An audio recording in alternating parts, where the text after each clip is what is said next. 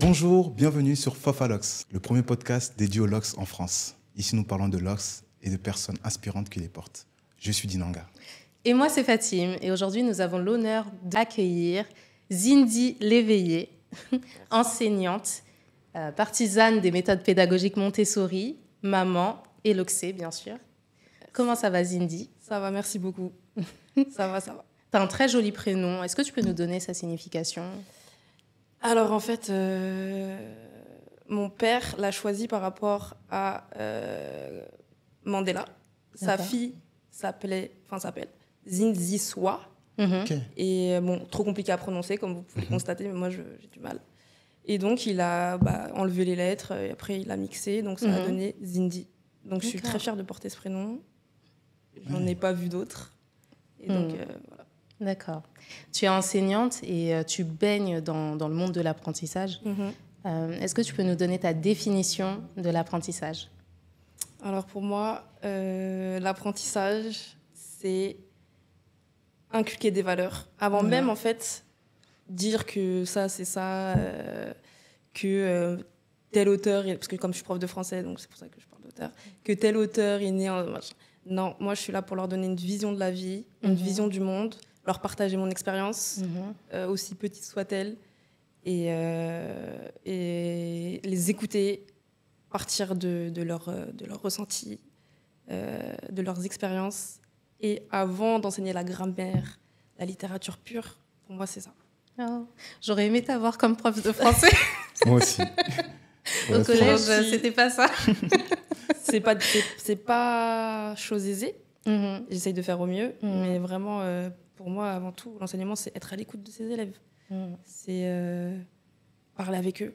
Genre, ne serait-ce que le matin, quand tu arrives à 8h, tout le monde est flingué, tout le monde est fatigué. Comment vous allez? Parce que la plupart des profs, ils arrivent, allez, on sort les cahiers, on écrit la date du jour, etc. Non, en fait, il s'est passé un week-end. Comment vous allez? Dites-moi ce qui s'est passé dans vos vies, etc. Et après, on parle. S'ils ont des questions même qui n'ont rien à voir avec le français. Moi, c'est ça l'enseignement, avant tout. D'accord.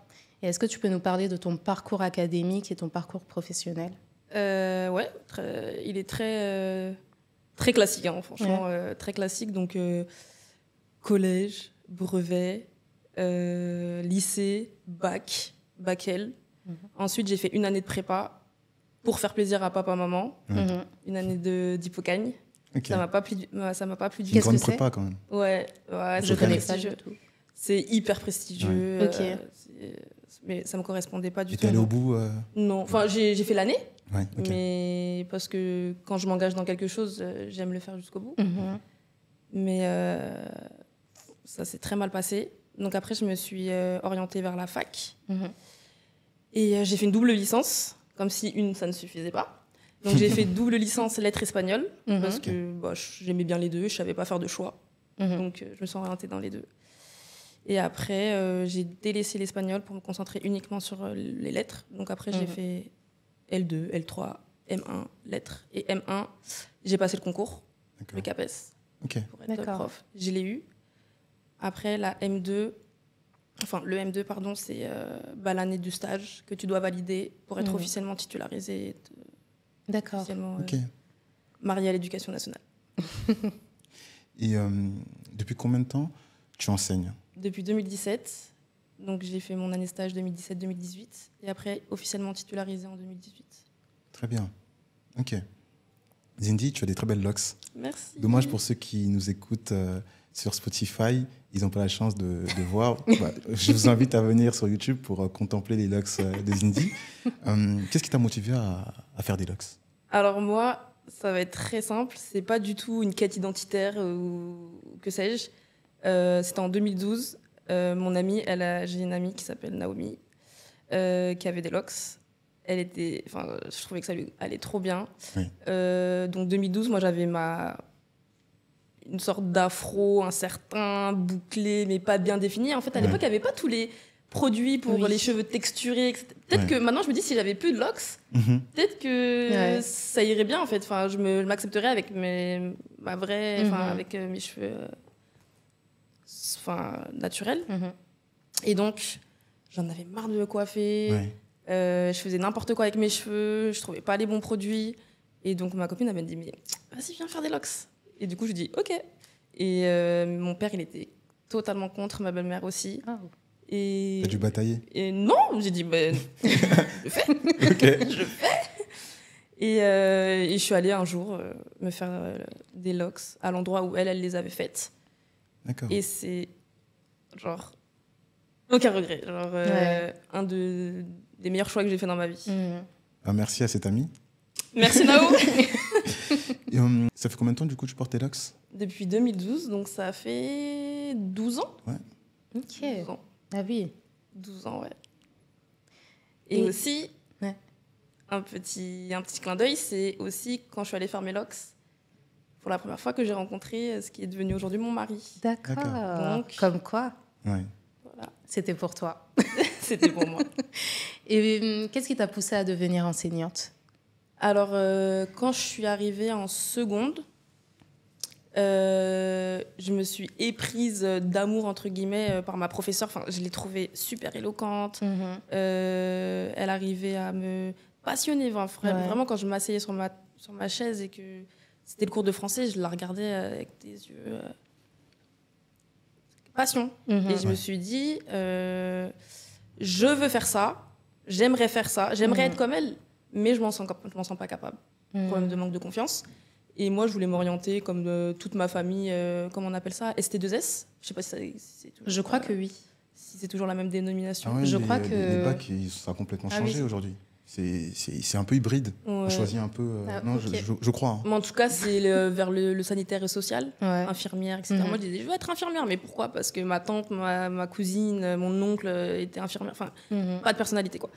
Et en fait, ma prof, elle m'a dit, non, toi, je t'assure que toi, tu as un truc, même dans ta manière d'écrire, les dissertes que tu nous fais... tes réflexions en fait. Et ben pour moi c'est les lettres qui te correspondent. Et je disais ouais. Et en fait arrivé à la fin de l'année, je me suis dit bon, je vais l'écouter. Et après en fait pareil, aucun regret. Ouais. Elle avait raison. Elle avait raison. Si je m'écoute moi de toute façon. On a eu écho aussi d'un fait en Guadeloupe, une école, un lycée privé en fait qui a mis en place des restrictions capillaires. Ah ouais? T'en as pas entendu parler? Non. Ça a fait le buzz il y a ouais. quelques années. Ouais, il y avait une affiche avec toutes les coiffures qui sont interdites. Ça me dit quelque chose. Les tresses collées, l'afro, les locks, enfin toutes les coiffures que nous faisons. Établissement privé? Ou public? Privé. Privé, ok. Un lycée privé. Et quel est ton avis sur... pardon, mais il faut venir comme on est en fait. Ouais. Enfin, je ne comprends pas. Je suis comme ça, c'est pour une raison. Pourquoi me faire devenir ce que je ne suis pas? Ou pourquoi me brider? Enfin, moi, je suis contre tout ce qui te... Dénature. Exactement, tout ce qui te dénature. Donc, pour moi, c'est indigne. Enfin, je peux pas. C'est indigne. Ouais. Et ça se dit pas, mais voilà. Pour en revenir un peu à tes locks, quel départ tu as fait? Alors, quel départ? C'était un départ... Alors, comment on dit ça? J'ai plus le terme exact, mais en gros, mon mari, il avait pris une serviette et comment on dit ça? Crêpé, voilà. Okay. Il avait crêpé mes cheveux. Le crêpage, c'est avec un peigne, normalement. Il a crêpé avec une serviette? Ou bien à l'éponge? En tout cas, non, c'était pas... Je sais plus exactement. D'accord. C'était en 2012. Ouais. En tout cas, je me rappelle très bien qu'il y avait une serviette blanche et qu'il faisait le tour de ma tête et il crêpait. Et du coup, naturellement, mon cheveu, il s'est dissocié. Enfin, ça a fait des lignes naturelles, en fait. Okay. Et après, il m'a dit, tu laisses ça comme ça. Ouais. Et je me suis dit, quoi? Il m'a dit, ouais, dans 1 an, dans 2 ans, ça va faire des locks. Et moi, je dis, mais non, mais moi, je vais être comme ma copine là, tout de suite. Je veux que ça soit... Moi, j'étais trop déçue. Je pensais sortir avec des locks. Et en fait, dans ce salon-là, il y avait 2 méthodes. Départ vanille et départ crêpage. D'accord. Et je vous avoue que, comme quand j'ai vu Thomas, je voulais que ce soit lui qui s'occupe de ma tête. Ouais. Du coup, j'ai dit... Ok, crépage. Mais à la base, ma copine, elle avait fait vanille avec cette fille là d'ailleurs, je crois.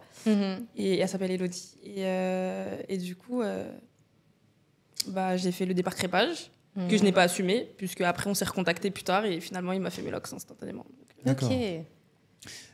Fatim t'a présenté au début, elle a dit qu'effectivement tu as des compétences dans la pédagogie Montessori. Oui. Comment t'es venue l'idée de te former à cette méthode, et aussi est-ce que tu peux nous parler de cette méthode clairement? Alors, comment c'est venu? Tout simplement, lorsque j'étais enceinte de mon premier garçon, j'avais du temps à tuer. Hein. Donc, et puis, j'aime bien lire, j'aime bien me documenter, je suis curieuse. Et j'étais tombée sur Insta, sur un compte d'une dame qui était minimaliste et en même temps qui commençait à s'intéresser à la pédagogie. Et elle avait mis en story un concept de box, enfin une marque qui vendait des box par tranche d'âge. Et du coup, je dis, waouh, mais ça a l'air trop bien. Et donc après, je me suis renseignée et je me suis dit, mais c'est une évidence. Enfin, j'ai lu, après j'ai commandé des livres sur Vinted, je me suis renseignée et je me suis dit, je veux que mon fils je veux qu'il baigne dans cet environnement-là.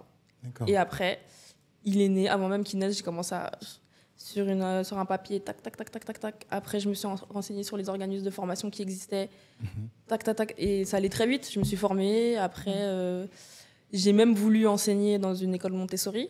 On m'a même contactée pour que je puisse enseigner dans des écoles Montessori. J'ai déjà fait des stages dans des écoles Montessori, sauf qu'il y a toujours un problème. On m'a même contactée de la Guadeloupe pour que j'aille enseigner là-bas. Sauf que le salaire, il est misérable. Et franchement, ok, c'est ma passion et tout, mais j'ai des enfants, j'ai un mari, il faut que je puisse venir à mes besoins. Donc la passion, ok, mais pas au détriment de la subsistance. Donc je suis toujours un peu frustrée et j'ai toujours cette petite amertume de me dire que je ne vais pas enseigner dans une école Montessori. Et là, mon mari me dirait, mais t'as qu'à créer ton école. Ça, c'est l'âme d'entrepreneur, ça. Et il n'a pas tort. Mais bon. Et est-ce que tu peux nous donner une définition de cette méthode Montessori? Parce que c'est vrai qu'on l'entend souvent, c'est un peu à la mode. Et on ne sait pas vraiment à quoi ça consiste. C'est quoi la vraie définition? Malgré tout ce que vous voyez sur les réseaux. Non, nous, on sait. Nous, on sait. Okay. Non, pas de souci. Je me mets vraiment à la place des personnes qui nous suivent, qui ont entendu parler de près ou de loin, et qui aimeraient savoir concrètement c'est quoi la méthode Montessori. En fait, c'est placer vraiment l'enfant au cœur de ses propres apprentissages. C'est-à-dire que l'éducateur, parce qu'on appelle la personne on ne l'appelle pas enseignant, en fait, on l'appelle éducateur. Il est vraiment dans une posture d'observation. D'accord. Il va observer son enfant ou la personne qui l'éduque, on va dire. Et il va, en fait, s'adapter à ses besoins. Donc, ce n'est pas lui qui va décider et dire, bon, tiens, aujourd'hui, on va faire ça. Parce que j'ai envie que tu comptes jusqu'à 10. C'est... Ok, je lui dis rien. Je me pose sur une chaise, je l'observe pendant 10 jours, 15 jours, 20 jours. Et je vois... vers où s'orientent ses désirs, vers quoi il est intéressé. Est-ce qu'il est plus intéressé par le papillon, là, en ce moment? Est-ce qu'il est intéressé par les chiffres? Est-ce qu'il s'intéresse au son, etc. Et c'est moi, après, en fonction de ce que j'observe, qui vais créer du contenu, créer des activités par rapport à ses intérêts du moment. Et le bénéfice, c'est que tout de suite, il va apprendre... ça va être tellement... Il aime ça, donc en fait, il va être en demande, etc. Il va imprégner vite, il va apprendre vite, en fait, tout simplement. Et c'est aussi placer l'enfant en position d'autonomie. Mais ça ne veut pas dire que c'est un roi. Parce que ça aussi, c'est un grand cliché de la méthode de Montessori. C'est que l'enfant mal éduqué, qui fait n'importe quoi, qui n'écoute pas ses parents, c'est faux. Tu le laisses autonome, donc ça veut dire que même, par exemple, dans ta maison, tu vas faire en sorte qu'il soit autonome. Donc, tu vas le laisser avoir accès à un point d'eau pour qu'il se lave les mains tout seul, à ses couverts. Comme ça, toi, tu n'as rien à... Enfin, tu ne cries pas sur l'enfant, tu n'es pas là. Il sait ce qu'il doit faire. Tout est à sa portée. Donc, naturellement, il va vers ce qu'on lui demande, quoi. D'accord. Ce qu'on lui demande. Et voilà. Enfin, je sais pas si j'ai été très claire, mais... Ouais, c'est oui. très, très clair. Je pense que les gens qui nous suivent ont eu la réponse à leur questionnement. Je crois que ce nom Montessori, ça vient d'une personne, Maria Montessori, c'est bien ça? Et est-ce que c'est elle qui l'a théorisé ou c'est juste elle qui l'a rendu un peu célèbre, cette méthode? Non, c'est elle qui l'a théorisé. Ok, c'est-à-dire qu'on a... Pardon, excuse-moi. Oui, non, vas-y. Ça veut dire qu'avant elle, dans l'histoire, on n'a aucune civilisation, aucune personne qui... Si, ne serait-ce que je pense, même en Afrique, en vrai, les enfants, on les laisse autonomes. En vrai, c'est là où je veux en venir. Ouais, ok. Oui, après, bon, c'est vrai qu'elle est arrivée, femme influente, médecin, etc. Donc peut-être la voix qui porte plus que le petit peuple, là, chez lui, etc. Mais en vrai, elle l'a théorisé, mais elle l'a observé aussi. Et donc, mais ça se fait partout, dans toutes les civilisations, en vrai. Qui veut bien le faire, en fait, tout simplement. Et j'imagine, du coup, tu l'appliques à tes enfants, cette méthode. Et est-ce que à une certaine mesure, tu arrives aussi à l'appliquer avec tes élèves? Mais déjà, moi j'ai du mal avec le terme méthode parce que j'ai l'impression que c'est un truc. Vous voyez ce que je veux dire? Mais très c'est normal cloisonné. parce que. Oui. Ouais. Mais pour moi, c'est tellement naturel en fait. Et oui, dans la scolarité, j'essaie de l'appliquer. Pourquoi? Parce que c'est ultra difficile, parce qu'on n'a pas les moyens dans l'éducation nationale en fait. Et donc, c'est moi qui ramène mes propres supports. Des fois, je suis amenée à ramener le propre matériel de mes enfants en classe. Par exemple, l'année dernière, on m'a confié le suivi d'un réfugié ukrainien. On m'a dit, vas-y, apprends-lui à parler français. Ok, mais j'ai pas été formée pour ça. Mais bon, j'ai pas le choix. Il fallait que je lui fasse des maths, il fallait que je lui fasse l'apprentissage des sons. J'ai ramené quoi? Le livret d'activité de mes fils. J'ai ramené le matériel de mes fils de 2 ans. 2 ans, 3 ans, 4 ans, alors que lui, il a 12 ans. Mais vu qu'il part de rien, il n'a pas de base, j'ai ramené le matériel de mes enfants et ça fonctionne. Et moi, je suis frustrée parce que dans ma classe, il y a des activités que je peux faire en autonomie avec mes élèves. J'essaye de le faire au mieux. Ne serait-ce que la grammaire, j'essaye de l'appliquer par rapport à la méthode. Mais mes collègues ou même... pas dans l'établissement actuel où je suis, mais les anciens, quand j'étais à Nemours, on me regardait avec des yeux ronds, genre, qu'est-ce que t'es en train de faire? Déjà, il y a tellement d'a priori sur cette pédagogie qu'on ne m'a jamais vraiment comprise. Et j'essaye de faire au mieux, mais j'ai pas de moyens, donc ça me prend du temps. Et en même temps, j'ai pas envie d'empiéter sur le temps avec mes enfants, pour mes élèves. C'est dur d'avoir un juste équilibre. Ouais, pour que ça fasse sens toujours pour moi, en fait. Oui, parce que le but, c'est que ça fasse toujours sens pour moi. Et l'état actuel des choses par rapport à l'éducation nationale, ça me correspond plus trop. Donc j'essaye, je me raccroche à les petites branches qui restent. Donc Montessori, c'est ce qui fait sens pour moi aujourd'hui. Je l'applique avec mes élèves du mieux que je peux, dans l'autonomie. Par exemple, je crée des supports plastifiés avec des Velleda, donc après ils peuvent effacer. Le concept de autocorrection qui est très prisé dans la pédagogie Montessori. Donc l'enfant se corrige lui-même, c'est pas l'adulte qui lui dit non, c'est pas bien ce que tu as fait. Donc, non. Donc avec mes élèves, j'essaie de l'appliquer, c'est pas toujours possible, c'est pas toujours faisable, c'est compliqué. Il faut mieux. Tu as dit que tu étais à Nemours avant, aujourd'hui tu es en province, c'est bien ça? Oui, je suis à Saint-Valérien. Ouais. Et tu es professeur de collège. Est-ce que tu as vu une réelle différence entre les élèves d'Île-de-France et les élèves de province? Franchement, pas tant que ça. D'accord. Mais peut-être parce que finalement, j'ai toujours baigné à peu près dans le même public. Par exemple, si j'étais, je sais pas moi, à la Courneuve, c'est sûr que ça aurait été un tout autre public.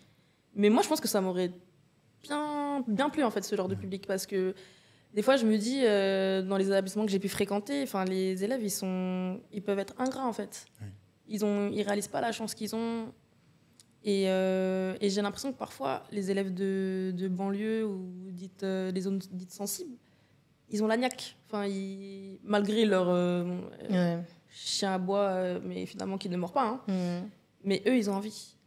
Et peut-être aussi que les élèves, ils se sentent proches de moi, donc peut-être ça joue aussi. Ils voient que je suis jeune, les locks, ça attire. Mon style, alors à chaque fois, ça fait parler dans les couloirs, en classe, etc. Donc peut-être que ça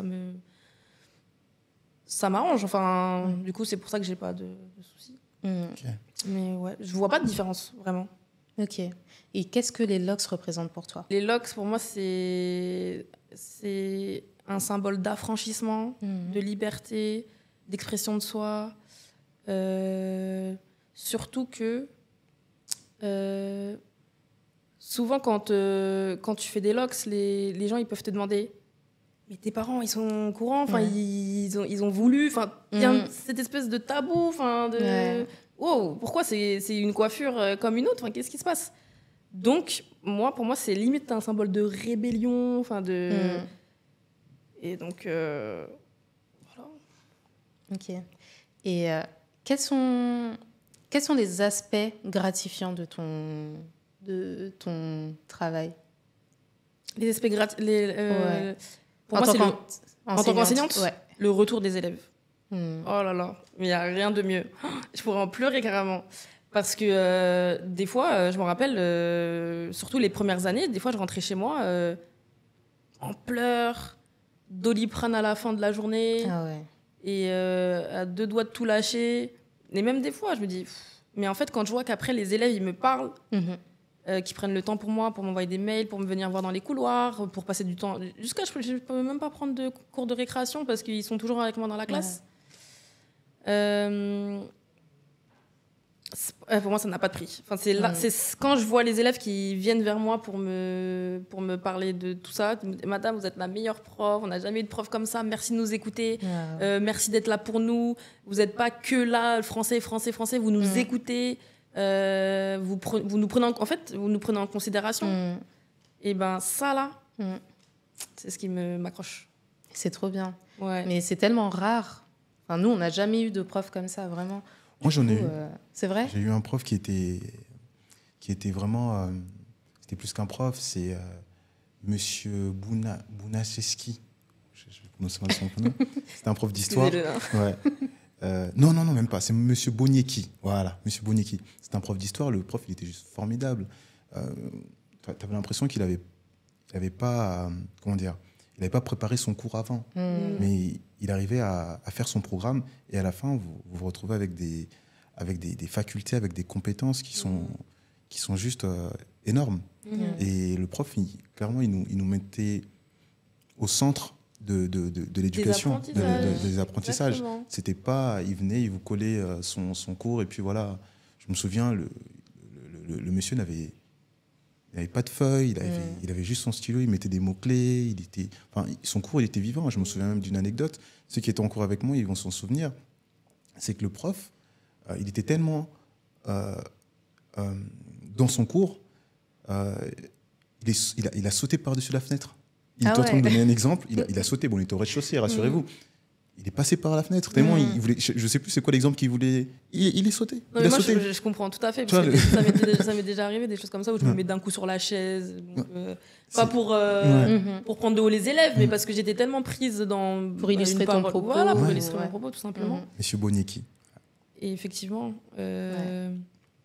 face aux élèves, j'aime pas quand je parle en mode magistral, en fait.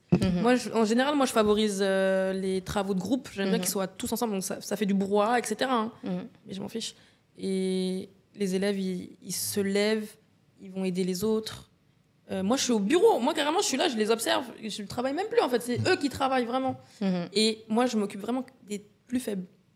Et des fois, je fais des classes puzzle. Donc, l'autre, il part là-bas. L'autre, il part là-bas. Des fois, je mets des magnettes sur le tableau. Ils se lèvent tout seuls. Ils prennent leur truc. Ils se corrigent. Ah, là, j'ai eu faux. Paf, ils reviennent. Et moi, je favorise surtout le déplacement. Parce que imaginez un élève qui arrive en cours le matin à 8h. Il repart à 17h. Il est assis toute la journée. Non. Donc, moi, des magnettes sur le mur, enfin, sur le tableau.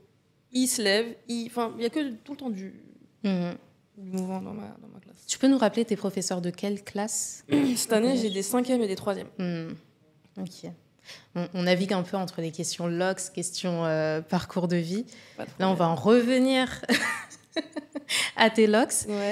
Souvent, quand on discute avec des personnes LOCSées, nos clients, etc., on apprend très souvent que la période à laquelle ils ont commencé leur LOCS, ça marque un moment, un tournant dans leur vie, parfois intentionnelle ou pas. Hein.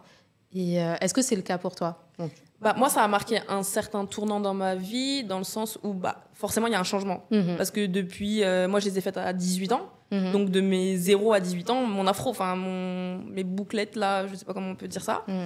Et 18 ans, hop, des locks. Donc, forcément, il y a un changement drastique. Et en plus, c'est pas n'importe qui me les a faites. Donc, symboliquement aussi, j'y tiens beaucoup à mes locks. Et souvent, on parle de cycle. On dit que, par exemple, là, ça fait 10 ans que j'ai mes locks, ça y est, je les coupe. Ou là, il m'est arrivé telle chose dans ma vie, ça y est, je les coupe. Moi, j'arrive pas à les couper. Parce que, symboliquement, ce qu'elle représente pour moi, c'est trop fort. Donc, pour ça, j'arriverai pas à les couper. Peut-être aussi la peur de l'inconnu, de se dire, mais attends, quelle sera ma tête sans mes locks? Et en plus, les gens, ils valorisent tellement mes locks que je me dis, en fait, ça serait trop fou si je les coupe. Carrément, j'ai l'impression que je décevrais tout le monde. Et c'est bête de penser comme ça, mais voilà. C'est pas tes locks, c'est les locks de tout le monde. C'est ça. Puis même, ça fait partie de c'est ma DA. En plus, la petite couleur blonde là, naturelle, hein, bien sûr. Et quand je vais au soleil, ça s'éclaircit. Je sais pas, il y a une espèce de mouvement comme ça. Je sais pas, j'arrive pas. Tu fais un métier qui est ô combien difficile. Voilà, tu parlais de peu de moyens que l'éducation nationale a pour investir dans l'éducation. Quelles sont les difficultés auxquelles tu fais face quotidiennement en tant qu'enseignante? Les difficultés, c'est toutes les réformes là qu'ils mettent en place et qui ne placent pas justement au cœur des apprentissages nos élèves, nos salles de classe, qui sont pas forcément très adaptées. On aimerait des dispositions différentes, on aimerait, je sais pas, peut-être une bibliothèque dans nos... on est obligé de ramener nos propres livres, on est obligé de tout ramener nous-mêmes. Si, par exemple, je veux créer une classe flexible dans ma salle, c'est moi qui dois ramener mes chaises, mes bancs, mes trucs. Si je dis que je suis une adepte de la pédagogie Montessori, tu te débrouilles. Nous, on n'est pas une école privée. Donc, tu fais, voilà. Il y a un programme, tu le respectes. Il y a trop de problèmes. On pourrait en parler pendant des heures. Ouais, en fait, ça m'indigne. Je comprends clairement. On vit dans une société où l'écran est devenu presque l'extension de nos mains. Les écrans ont un impact considérable sur nous, adultes, et les enfants n'y échappent pas. Est-ce que tu as observé ces impacts chez tes élèves? Mais clairement. Mais clairement. Ouais. Par exemple, le matin, quand ils arrivent, ils sont tous éclatés.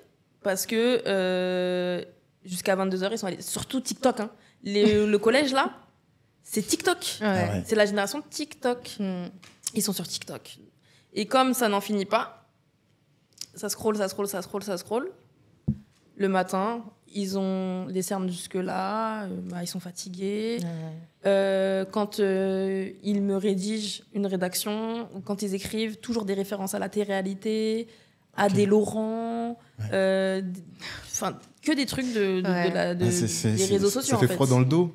Parce que, je te coupe, excuse-moi. J'ai une cliente il y a quelques jours qui m'expliquait que sa fille de 6e, tous les élèves de 6e de son collège ont un groupe WhatsApp. Je me dis, comment est-ce qu'on peut avoir un groupe WhatsApp? En fait, ça m'a choqué. Je me suis dit, est-ce que en 6e, WhatsApp, ça n'existait pas quand j'étais en 6e, mais et aussi, quand sa fille était en CE2, donc 3 ans environ avant, leur professeur a demandé quel métier vous avez fait. Il y en a eu 11 qui ont répondu YouTubeur ou TikToker. Enfin, voilà, un truc pareil. Je pense que les parents, en fait, ils ont lâché l'affaire. Ils ont lâché l'affaire. De toute façon, quand je suis en réunion parents-prof et que je parle à certains parents, ils le disent à demi-mot, hein, finalement. C'est compliqué. Ils travaillent, l'école, ça finit. Et en fait, je les comprends à la limite parce que tu finis un enfant, il finit à 17h, après, il doit travailler encore. Le parent, ça se trouve, il finit à 19h. Finalement, il n'a pas forcément la main mise sur tout ce que son enfant il peut faire. Et en même temps, le parent, il a peur que son enfant il soit en décalage avec le reste de sa génération, de ses camarades. Donc, il est là, dilemme cornélien. Franchement, c'est compliqué, mais moi, je réfléchis déjà à ça par rapport à mes enfants. Ah oui, je comprends. Mais est-ce que je ne sais pas si tu as... Je ne pense pas que tu as la solution miracle, mais est-ce que tu aurais des conseils pour ces parents qui sont justement dépassés face aux écrans dont leurs enfants sont victimes? Les conseils... Déjà, si je disais ça frontalement, genre, je crois que je me ferais, bombarder. Mais je sais pas si j'ai un conseil, mais peut-être déjà diminuer ou avoir une certaine rigueur, en fait. Donner des horaires. Je sais pas, en fait. On a des enfants, c'est pas pour les laisser vaquer, là, tout seul. Je sais pas, il faut surveiller. Enfin, je sais pas, il faut même voir... Enfin, dis-moi... Par quoi t'es intéressé, là, en ce moment? Ah, c'est l'art sur TikTok que... Ah, t'es intéressé par l'art? Viens, on va au Louvre. Enfin, voir par quoi il est intéressé sur les... Pourquoi il est intéressé par ça sur les réseaux. Enfin, en tout cas, c'est accompagner comme d'hab, en fait. Accompagner. Pas le laisser, là, et diminuer, réguler, imposer une horaire... Ou peut-être à partir d'une certaine heure, prendre le téléphone ou l'ordinateur. Moi, je me rappelle que quand mon père il me faisait ça, ça me saoulait de ouf. Mais avec le recul... Je comprends. Je comprends. Et je lui dis merci, papa. Mais j'avoue qu'à l'époque, mais je le haïssais. C'est vrai. Carrément, je ressens encore... Là. Tu l'as encore. On a déterré l'émotion. Non, mais voilà. Du coup, j'ai une question. Oui, vas-y. Du coup, comment toi tu gères les écrans avec tes enfants?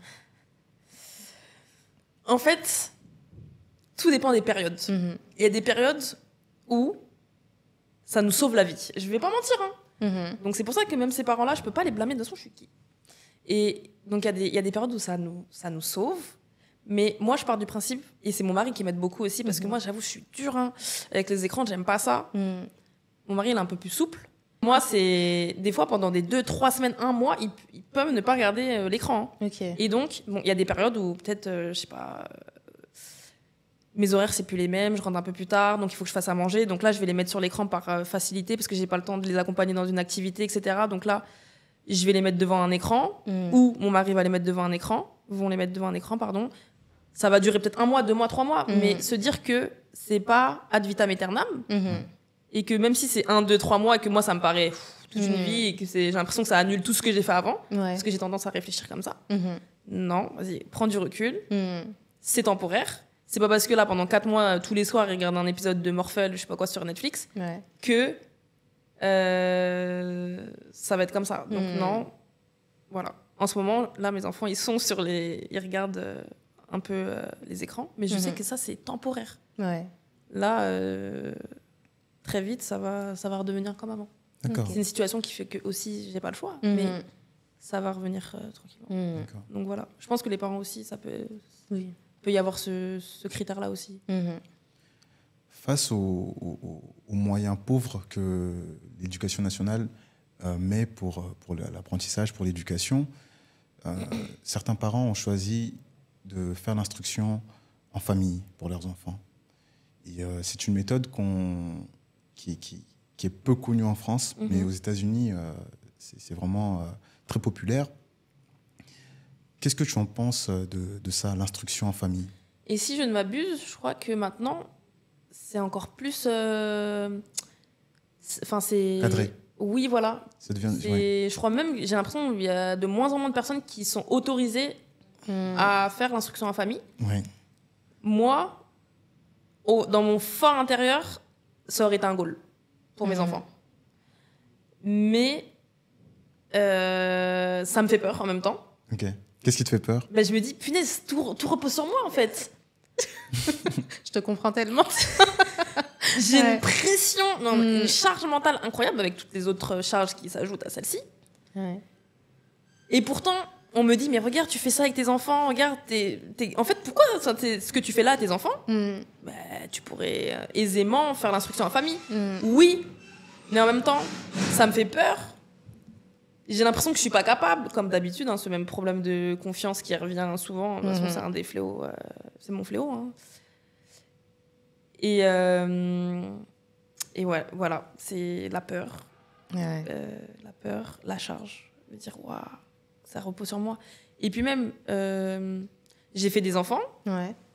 Je les aime de tout mon cœur. Mais j'aime aussi avoir mon petit temps pour moi, etc. Et quand tu es en instruction de famille, c'est que l'enfant. J'ai l'impression, c'est mon ressenti, j'ai l'impression que c'est que focus enfant pendant des années, parce que l'instruction en famille, c'est pas de 0 à 3 ou de 3 à 6. Non. C'est... Ouais. Donc, et moi, et mon couple, et ma famille, et mes amis. Enfin, après, est-ce que c'est pas une question d'organisation et de structure de la journée? Si, mais bon, c'est dur. Ouais. Même organiser... Penser organisation, c'est dur. Pour moi, c'est un travail de tous les jours. En plus, c'est drôle que tu dises ça, que tu as peur de te lancer et tout. Parce que moi, quand je t'ai suivie, c'est parce que, justement, ça fait longtemps que je la suis. Pour tout le contenu Montessori est lié à la pédagogie. En fait, je me suis abonnée à toi parce que je me suis dit, mais c'est possible. En gros, si toi, tu le fais, je peux le faire. Sans savoir que c'était juste... là, tu fais de 0 à 3 ans, c'est ça? Je fais l'âge... En fait, c'est l'éducation de tes enfants. Donc, mais oui. De toute façon, c'est sur toute leur vie. Ceux qui sont à fond sur les termes, etc., ils diraient que je fais du co-schooling. Okay. Ça veut dire qu'ils vont à l'école. Et après, moi, je complète les apprentissages de l'école. D'accord. Je complète ou je fais même ce qu'ils ne font pas. Ouais. Parce que du coup, moi, mon goal aussi, c'est de faire... notre goal, c'est de faire l'instruction en famille. Et c'est la raison première pour laquelle je me suis abonnée à toi. Et ça me fait tout drôle de t'entendre dire « ça me fait peur ». Ah non, mais là, je suis très honnête. Là, je fais pas la meuf. Je dis aussi mes ressentis, mes craintes. Je fais pas la meuf genre « non, tout est parfait, c'est facile et tout ». C'est dur, hein. C'est très dur, l'instruction en famille. Même tout ce que je fais pour mes enfants... C'est dur, si vous voyez mes notes de téléphone, ça fuse, quoi. Enfin, c'est même de créer leur espace en fonction de leurs besoins, etc. Mais par quoi il est intéressé Eki? Mais Zaza, en même temps, Zaza, c'est mon deuxième, il n'est pas intéressé par la même chose qu'Eki. Donc, créer un contenu pour eux en fonction de ce qu'ils aiment, etc. Enfin, c'est toute la journée, c'est compliqué. Et quand tu lâches, après, c'est là où les enfants ils sont devant les écrans. Mais c'est un travail de tout instant, en fait. C'est tous les instants. J'imagine. Sur les réseaux, on croit que c'est comme ça, genre... Mais oui. Mais non. Je suis à temps partiel pour m'occuper de mes enfants, mais en même temps, pour pouvoir faire tout ça. Tout ce que je leur propose, c'est parce que je suis à temps partiel, donc je travaille le matin. Et l'après-midi, quand je rentre, je peux organiser leur petit espace, je peux créer leur petit cahier d'activité, etc. Et hop, il est déjà 16h. Et tu nous disais juste avant que c'est de plus en plus difficile d'obtenir l'autorisation pour faire l'instruction en famille. Pourquoi? C'est une bonne question. Est-ce que l'instance supérieure, elle méprise, dénigre ses parents qui veulent en fait instruire leurs enfants autrement, en se disant qu'ils ne sont pas capables, qu'ils ne sont pas à même d'assurer la scolarité de leurs enfants? Pour moi, ça doit être un droit fondamental dont tout citoyen doit bénéficier. Ça ne doit même pas être quelque chose dont on doit batailler pour avoir. Parce que qui connaît mieux son enfant que le parent, en fait? C'est ça. C'est clair. Et en plus, on prend le temps. Enfin, comme je vous ai dit, c'est vraiment de l'observation. Parce que c'est Montessori qui dit observation et tout, mais en fait, non, c'est pas que Montessori, c'est dans tout. Enfin, tu observes ton enfant. C'est pas la course, genre vite, petite section, il faut qu'il sache compter jusqu'à 20. Non. Enfin, et donc moi, je suis le parent. Là, mon enfant, il est en petite section. En petite section, tu es censé compter quoi, jusqu'à 5, 10 ? Ben, peut-être que là, mon enfant, il veut compter jusqu'à 15. Il veut compter jusqu'à 20. Mais comme il est en petite section et que l'éducation nationale a dit alors, en petite section, on doit apprendre à compter jusqu'à 5. Du coup, tu vas arrêter l'enfant, tu vas dire non, arrête-toi là, arrête de compter. Ça n'a pas de sens. Ça n'a aucun sens. Ça n'a aucun sens. Tu es plutôt team crochet ou team twist? Crochet. Crochet. Tu n'as fait après, que du crochet. twist, ça dépanne. Ouais. Twist, ça dépanne, mais crochet, parce que j'ai toujours fait avec cette technique, en fait. C'est mon mari qui me fait mes locks. Crochet. Ok. Crochet broderie. Donc, ouais, team crochet. En plus, ça dure plus longtemps. C'est vrai. Alors, la ching, on n'en parle pas. Ça fait longtemps que je te suis, donc comme je disais. Et j'ai vu qu'il y a une période où tu as coupé tes locks. Pas entièrement, mais peut-être juste les pointes ou... Ah, c'était donc ça veut dire que tu me suis depuis... Je te suis depuis très longtemps. Mais tu me suis depuis presque le début, alors. C'est vrai? Bah parce qu'en fait, j'ai une période où j'avais Instagram, genre de 2012, un truc comme ça, 2014. Ouais. Après, j'ai arrêté et je suis revenue fin 2018, début 2019. Bah dans ce cas-là, ça doit... Ouais, bah... Donc, t'es venue vraiment quand j'ai réactivé limite. Ouais. C'est incroyable. Oui, j'ai coupé, mais pourquoi j'ai coupé? J'ai coupé. Je suis tombée enceinte. Pourquoi j'ai coupé? Ah non, en fait, en 2017, j'ai coupé mes locks quand je suis devenue prof. Donc c'est là, ce cycle-là, ce fameux cycle, où j'ai dit, ah, ça y est, changement radical dans ma vie, drastique. Donc là, je coupe mes locks. Donc j'avais fait un carré. Mais entre-temps, ça a poussé. Donc je crois qu'après, je coupais régulièrement. Oui. Et en plus, après, je suis tombée enceinte. Donc je me suis dit, ah, plus pratique, parce qu'avec les longues locks, tout ça, le gros ventre. Donc hop. Et en plus, après, je me suis mariée en 2019. Donc j'ai recoupé. Voilà. Ok. Je viens de me souvenir, enfin là tu as parlé de l'année, et je t'ai suivi parce que je commençais moi. Ah, tu commençais. Mes locks, et du coup je pense que dès que je voyais une personne avec des locks aussi, et d'autant plus que tu faisais du contenu hyper intéressant. Donc ouais, ça y est, je sais pourquoi je t'ai suivi. Tu disais tout à l'heure que tu observes beaucoup tes élèves apprendre, travailler ensemble. Et toi, tu viens plutôt aider ceux qui sont vraiment en difficulté. Comment ça se manifeste,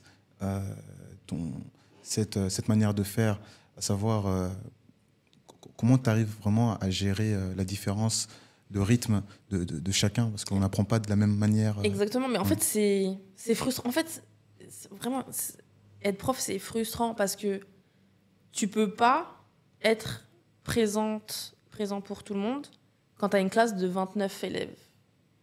Donc après, tu manigances, en fait, tu trouves des stratégies. Moi, par exemple, avec mes troisièmes, je suis une adepte des travaux de groupe.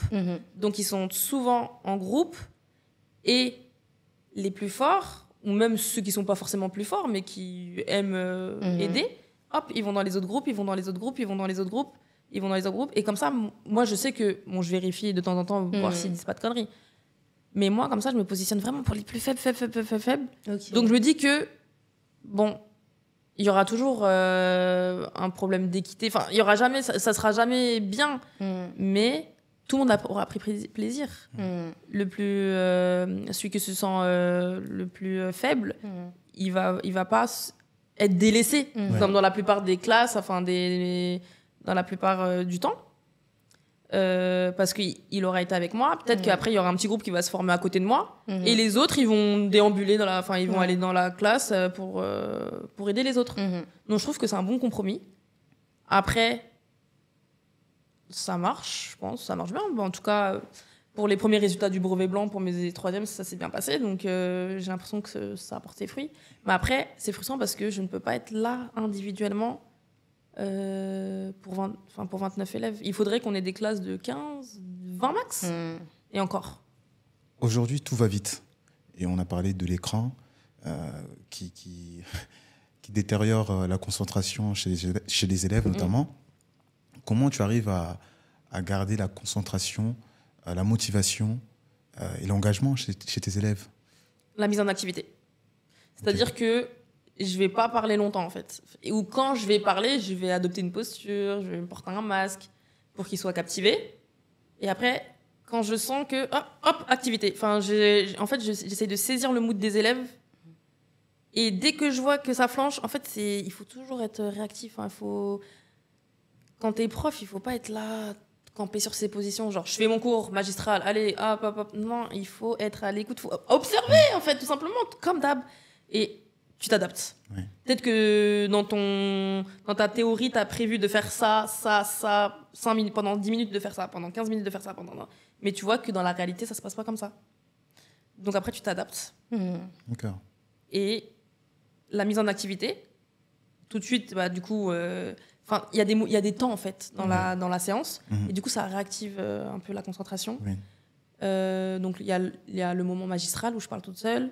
Il y a la mise en activité qui peut se faire seule, en binôme, à 5, à 4. Et puis après, sinon, il y a vraiment les activités où ils sont tous en groupe. Où il y en a... Enfin, vraiment, je les laisse libres en général. Tu veux travailler seul, travaille seul. Tu veux travailler en groupe, travaille en groupe. Tu veux être à 2. Moi, je suis comme ça. Ok, très bien. Enfin, j'essaye d'être comme ça. Très bien. On sait que les professeurs sont des personnes à qui on s'identifie en tant qu'élève, souvent. Et tu nous as même confié que, voilà, que tes élèves t'ont déjà fait des compliments sur tes locks.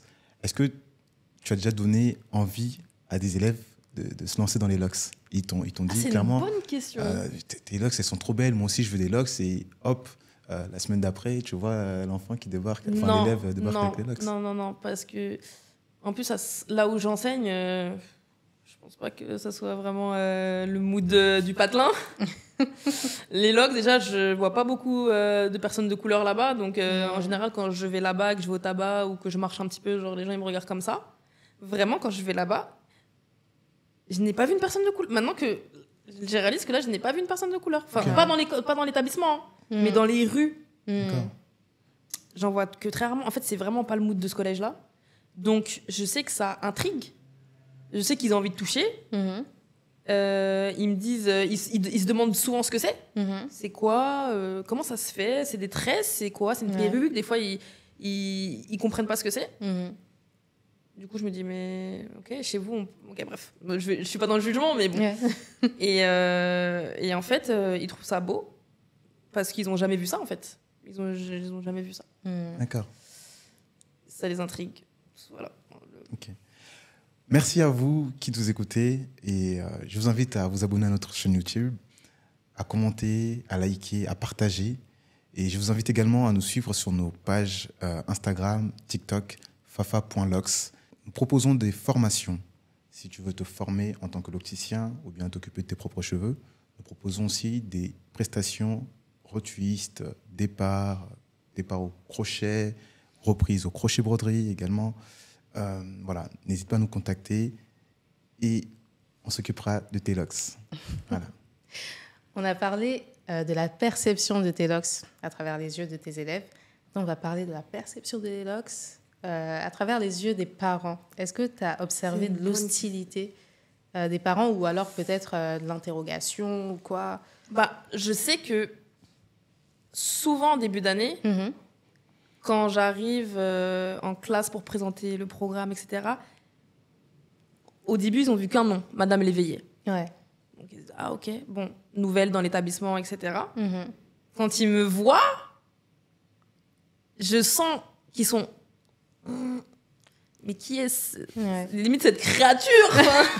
En fait, ils s'attendent pas à ça en tant que prof de français. Je me rappelle, début d'année, j'étais mal à l'aise parce que là, je suis pépé pour la première fois. J'étais pépé professeur principal. Voilà, professeur principal. J'ai échappé pendant 5 ans, là, j'ai pas pu.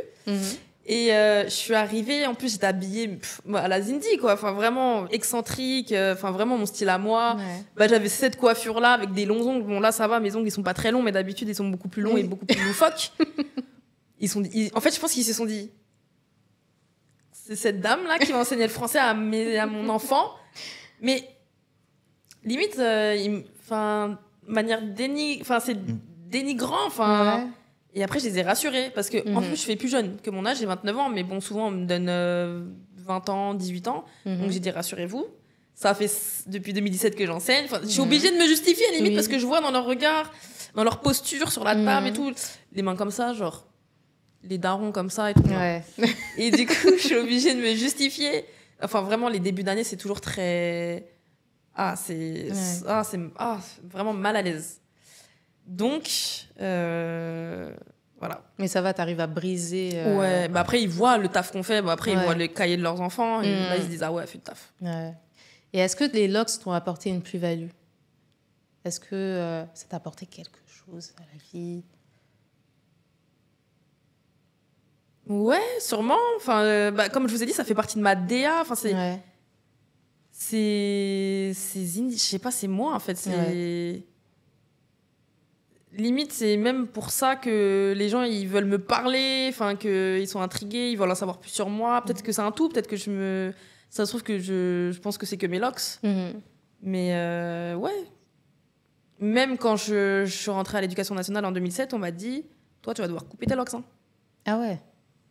J'ai fait ça avec mes lunettes. Voilà, j'ai fait ça avec mes lunettes. Jamais, genre, c'est mort. Et ouais, plus-value, j'ose. Je vais pas couper mes locks parce que le chef d'établissement du collège, il m'a demandé de couper mes locks ou de les raccourcir ou de les attacher. Non. Ok. Est-ce qu'il y a un profil type d'élève qui t'exaspère et à contrario, un profil type d'élève qui te motive à continuer?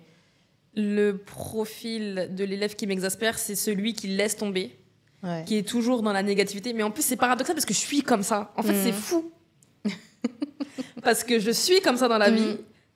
Toujours voir le verre à moitié vide, là. Je suis vraiment comme ça, mais il faut que j'arrête. Hein. Et quand je le vois en action devant moi, ce comportement-là, ça me saoule. Et donc, du coup, cet élève-là, je vais pas le saquer. Hein. Je vais me prendre le temps avec lui, je vais prendre ma chaise pendant que les autres sont en activité et je vais essayer de lui parler, de lui parler. Je vais pas le laisser tomber, même s'il m'énerve. Mais voilà. Et le profil de l'élève... Ah oui, et le profil aussi de l'élève qui m'exaspère, c'est ceux qui viennent te... Madame si, madame ça, tout le temps, là, mes pieds, là. Je peux pas. Des petits-enfants. C'est des petits-enfants, ouais. Mais toujours là, dans les couloirs. Madame. Ouais. Ah, madame, oh, vous êtes belle aujourd'hui. Ah, bon, ok, merci. Ça me saoule.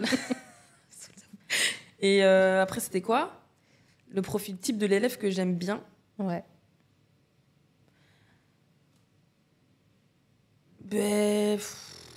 Je sais pas, parce que même ce que je vous dis, en fait, je vous dis que j'aime pas, mais en même temps, j'aime. Ouais, ça fait... C'est ambigu, enfin, c'est le tout. Enfin, il n'y a pas de... Même l'élève qui est là, qui écoute sagement, genre, j'aime pas. Enfin, il n'y a pas ce... Tu sais, tu poses pas de questions, tu parles pas avec moi. Donc, même ça, j'aime pas. Enfin, on pourrait dire que, finalement, c'est le modèle idéal de l'élève qui est là, qui écoute son cours, qui apprend bien, qui a 20 sur 20. Mais en vrai, même ça me saoule. Ouais. Parce qu'il manque un truc, genre, déconçois. Viens me parler, je vais parler avec tes camarades, rends le cours vivant, vas-y, justement, fais profiter à tes camarades de ton savoir et de tes connaissances. Même moi, en fait, parce que j'ai toujours à apprendre. Hein. Moi, je me trompe devant mes élèves des fois, et je le reconnais à chaque fois. Donc, je sais pas si j'ai un profil type d'élève que j'aime. Justement, c'est la personnalité de chacun, en fait. Et est-ce que le mythe du favoritisme existe? Ouais, je pense. Ouais. Moi, c'est pas pour faire la meuf, hein, mais franchement, j'ai pas de favori. Parce que comme je vous ai dit, même celui qui travaille bien, il me saoule. Donc lui, ça va pas être mon favori, parce que tu me saoules. Donc non, à la rigueur, même moi, mon favori, ça va être celui qui veut plus aller à l'école. Enfin, lui, ça va devenir mon challenge, en fait. Celui qui est en phobie scolaire, ou qui veut plus venir à l'école, où je vois il y a un problème, il s'est embrouillé avec ses camarades et tout, c'est vers lui que je vais aller, et je vais le prendre sous mon aile et je vais essayer de lui parler pendant la récréation et tout. Ok. Voilà. Quand nous étions au collège, l'éducation sexuelle est enseignée, je crois, en 5e. Aujourd'hui, on constate que c'est enseigné beaucoup plus tôt en CP, je crois, mais en maternelle. Paraît-il, ouais. Si je ne me trompe pas, quel est ton regard sur ça? L'enseignement... En fait, j'aime pas le terme enseignement. La prévention, moi, je préfère. La prévention, oui. Mais en fait, tout dépend des intentions, de la manière dont on va le faire, qui le fait, pourquoi tu le fais, t'es légitime. Et là, en l'occurrence, c'est les professeurs qui le font. Ouais, je sais, mais même, est-ce que j'ai de la légitimité à dire à mes élèves, je sais pas trop. Moi, je suis plus partisane de, t'as des parents. À la base, c'est tes parents. En plus, le professeur, tu sais pas sous quel angle il va divulguer son message. qu'est-ce qu'il va promouvoir là derrière son message? Ça se trouve qu'il va inciter, même sans le vouloir, je sais pas moi, à une pratique ou à une certaine vision de la vie. Moi, je trouve que c'est délicat. Ouais. C'est délicat. Moi, je pense que ça devrait être le parent qui devrait en parler avec ses... Et puis, pourquoi tôt? C'est bon, on a le temps. Slow down. Je suis d'accord. Ouais. On partage clairement ton avis. Ouais. Ça fait 12 ans que tu portes des locks. Si tu n'avais pas de locks, quelle coupe tu aurais aujourd'hui? C'est une question. C'est vraiment une bonne question. Hein. Parce que souvent, je dis, si je coupe mes locks, je crois que je serais une coupe très courte. Mais en même temps, ça va vous paraître très bizarre, mais j'ai l'impression que je connais même plus la texture de mes cheveux sans locks. Vous voyez ce que je veux dire? Tellement je les ai pas regardés, tellement je les ai négligés, tellement j'ai pas eu les bons produits, j'ai pas su comment les coiffer, j'ai fait n'importe quoi, j'ai fait des défrisages quand j'étais petite, j'ai coupé mes cheveux là, les petits, vous voyez les petits cheveux là, j'ai fait n'importe quoi. En fait, je suis en train de me rendre compte que sans locks, je ne connais pas véritablement la texture, la nature de mes cheveux. Et donc parfois j'ai une envie de tout couper pour limite apprivoiser en fait mes cheveux tels qu'ils sont depuis toujours en fait. Et comme je vous ai dit, avant on n'avait que Ultra Doux de Garnier Avocat en 2012. Et maintenant on a plein de produits pour les cheveux texturés. Je vais pas en citer parce que je vais pas faire la pub, mais tu as bien raison. Tu as combien de locks sur la tête? 26. 26. Et c'est voulu ou c'est le fruit du hasard? Non, j'en avais beaucoup plus. D'accord. Et il y a 1 an et demi, presque 2 ans, mon mari me les a doublés. Ok. Donc j'en avais, je crois, une soixantaine, 70, un truc comme ça, je crois. Il les a doublés, maintenant 26. Tu trouvais que c'était trop, 60? Enfin, une soixantaine? Non, mais en fait, mon mari il travaillait avec un mec. Et ce mec-là, pour moi, il avait c'était mon goal de locks. Et parce qu'il avait peu de locks et des locks plates. Ok. Et je me suis dit, et moi je lui disais, putain, j'aimerais trop, c'est ça que je veux. Après, il a dit, bah, vas-y, si tu veux, je te double tes locks déjà dans un premier temps. Et j'essaye à la racine de les crocheter de sorte à ce que ça pousse plat. Alors, il les a doublés, donc je trouve que ça va mieux avec moi. Enfin, je me sens mieux avec mes locks doublés. C'est hyper joli. Merci beaucoup. Mais je crois que j'aimerais même encore plus que ce soit gros, mais bon, bref, on va se calmer. Mais par contre, au début, quand ça poussait effectivement plat. Et maintenant, avec les années, je sais pas, ça pousse plus plat. Donc, c'est pas grave. C'est que ça doit être comme ça. Je vais pas forcer la nature. Mais par contre, j'aime trop. J'aime trop. Comment est-ce que tu gères les conflits en classe? Les conflits en classe. Que je m'en souvienne, en fait, moi, il n'y a pas trop de conflits, mais moi, je parle beaucoup. Hein. Moi, je suis dans le blabla, hein, mais carrément, mes élèves, ils sont saoulés, hein, parce que je parle trop. Je parle trop. Moi, j'évite au maximum les heures de colle. J'évite au maximum les exclusions. Et donc, je favorise le dialogue. Donc, s'il faut que pendant 1 heure, on ne parle que du conflit, on va parler que du conflit. Des fois, j'ai sacrifié des heures de mes cours pour parler d'un conflit. Ah ouais. Ah oui. Et après, finalement, ça tempère. Et des fois, on parle même d'autres choses. Mais c'est pas grave, c'est-à-dire que j'estime qu'ils avaient besoin de ce temps-là. Ok, c'est pas grave. Moi, l'éducation nationale, les autres collègues diraient que ça m'a retardé dans mon programme.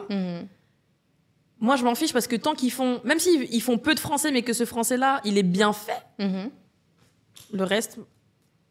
Donc, les conflits, je gère. Déjà, je dis, attends, à la fin de l'heure, toi. Parce que là, tu veux me régler devant les... Par exemple, quand il y a un enfant qui veut me régler devant ses camarades, je dis, ah bon? Attends juste la fin de l'heure. Et moi, c'est aussi avec mes enfants, hein. Moi, mon regard, je n'ai jamais crié face à mes élèves. Ils connaissent pas... une fois, là, cette année, une fois. Mais sinon, je ne crie pas. Moi, c'est le regard. Donc, juste en les regardant, ils comprennent que là, il y a une limite qui a été franchie. Et avec mes enfants, je me rends compte que je fais la même chose. Donc, des fois, mon fils, je le regarde pas. Il me dit un truc, je le regarde direct comme ça. Pardon, maman. Enfin, il a compris. Mes élèves, c'est pareil. Et donc, quand un élève, il veut me régler devant moi, là, je dis, attends, la fin de l'heure. Ok. Est-ce que tu peux nous parler de ta meilleure et ta pire expérience avec les locks? Ma meilleure expérience avec mes locks? Ouais. Franchement, à part les avoir doublées, les avoir faites, de ne pas avoir eu de regrets, et puis après de les avoir doublées, je pense que c'est ma meilleure expérience. Mais meilleure expérience... Oui, quelque chose que tu as fait, voilà, c'est, en l'occurrence, c'est Ouais. ton départ. Et ma pire expérience... Franchement, j'ai pas fait... J'avoue que peut-être que c'est grâce à mon mari, mais j'ai pas fait trop de dingueries dans ma tête. Enfin, j'ai pas fait j'ai pas mis de la cire qui a fait que j'ai des locks qui ont, je sais pas, qui sont tombés. Lourdes, ou... Moi, j'ai pas eu de problème avec mes locks. Moi, je pars du principe que moins on en fait avec ses locks, mieux elle se porte. Et moi, je suis vraiment une partisane de ça. Moi, je dirais à tous les gens qui ont des locks, ne faites rien. À part votre shampoing, ne faites rien. Ni wax, ni huile, ni machin, ni truc. Laissez-les là, laissez-les vivre. Moi, c'est comme ça que je fonctionne. Je ne mets pas d'huile, je ne mets rien du tout. Et elles sont très saines. Bien. Et elles poussent vite. Moins on en fait, mieux elles se portent. Est-ce que tu as déjà pensé à proposer tes compétences de formation, Montessori et d'enseignement, mais à ton compte? Sujet... Oui, enfin, non, mais oui, en fait, je me sens pas légitime, syndrome de l'imposteur à fond, moi, enfin, vous avez compris. Hein. Syndrome de l'imposteur à fond les ballons, mais en vrai, je pourrais. Pourquoi pas? Après, il faudrait que je m'y penche dessus, que je réfléchisse à ma plus-value, qu'est-ce que j'apporterais de plus qu'un tel qui fait la même chose que moi, etc. Mais en vrai, oui, tout à fait. Oui, je le dis, oui. Mais voilà. Ok. Le Premier ministre a annoncé dernièrement que les journées d'école termineront bientôt à 18h. Mais ça, c'est pas dans tout... Enfin, d'après ce qu'il dit, hein, c'est lui, hein. Ce serait pas dans tous les établissements et ça serait pour les établissements prioritaires. Ouais, dans les zones sensibles, etc. Il y en a qui... Franchement, c'est que des conjectures, tout ça. Enfin, pour moi, c'est que des paroles. De toute façon, 8h, 18h, à part augmenter le taux de suicide, la dépression, l'isolement, le renfermement, le fait de ne plus aimer l'école, d'être aigri envers ses parents, ses frères et sœurs, la société. Bon, en fait, c'est de la merde. Okay. Ouais. C'est difficile.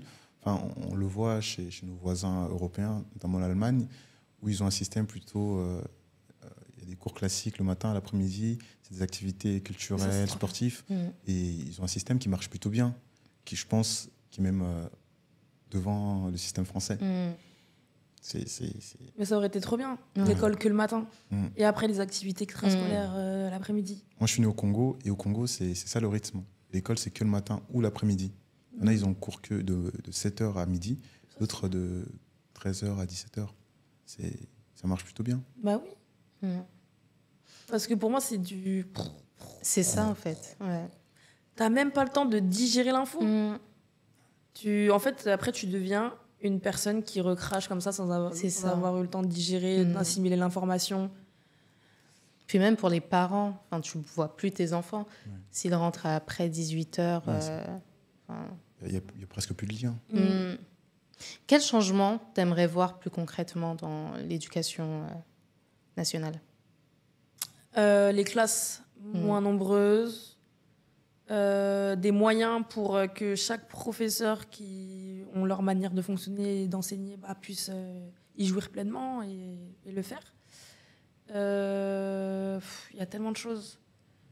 Une liberté pédagogique plus conséquente. Enfin, par exemple, en 3e, on doit obligatoirement parler de la 3e guerre mondiale. Bon, c'est super et tout. La 2e guerre mondiale, bon, c'est super et tout. C'est un lapsus révélateur, peut-être bientôt. Bientôt, on devra en parler. Mais, on a une liberté pédagogique. On a une liberté pédagogique. Mais, si j'ai envie de parler, je sais pas moi, d'un livre d'une écrivaine chinoise, pourquoi pas, en fait. J'aimerais bien. Voilà. Parce qu'on nous fait croire qu'on est libre. Mais en fait, c'est un petit régime totalitaire, en fait, l'éducation nationale, mine de rien. Là, il faut absolument pas que mes collègues tombent sur cette vidéo, parce que mes collègues me disent « Ah, j'aimerais bien voir la vidéo !» Non. Non, mais c'est un petit régime totalitaire, quand même. Hein. Plus j'avance et plus je constate ça, quand même. Tu penses que tu vas garder tes locks toute ta vie? C'est une bonne question. Là, à l'instant T, j'en ressens pas le besoin de les couper ou de m'en séparer, etc. Toute ma vie, on ne sait pas de quoi elle fait demain. Mais en tout cas, ouais, j'y vois pas d'inconvénient. Okay. Et si tu devais définir tes locks avec un mot? Alors, définir mes locks avec un mot? Sublime. Waouh. Atypique. Je sais pas, ouais. Merci Zindy pour ce moment. Merci à vous. C'était un plaisir de partager ce podcast avec toi. Merci beaucoup. Merci à vous qui nous suivez. N'hésitez pas à vous abonner à notre chaîne YouTube, à commenter, à partager. Aussi à nous écouter sur les plateformes d'écoute comme Spotify. À vous abonner également à nos pages Instagram et TikTok, fafa.lux. Et on se dit à bientôt pour le prochain épisode. À bientôt. Ciao, ciao.